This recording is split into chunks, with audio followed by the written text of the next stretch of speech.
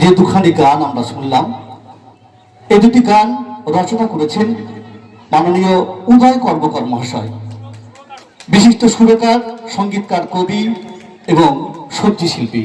সেই সঙ্গে পেশার সঙ্গে তিনি সিভিক পুলিশ, সামাজিক পুলিশ হিসেবে যান নিয়ন্ত্রণ করেন।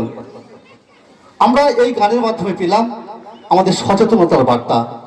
আমরা সবাই হেলমেট পরবো তো, আমরা নির্দিষ্ট নিয়ম মেনে গাড়ি চালাবো। অনেক অনেক ধন্যবাদ উদয় কর্মকারকে এত সুন্দর গান রচনা করার জন্য। আমরা বরণ করে নেব আমাদের শিল্পী উদয় কর্মকার মহাশয়কে। যে কঠিন কাজ, সারাদিন রোদে জলে পুড়ে সিভিক পুলিশের কাজ করা কত কঠিন কাজ, সেই কাজ করেও তিনি সৃজনশীলতা বজায় রেখেছেন।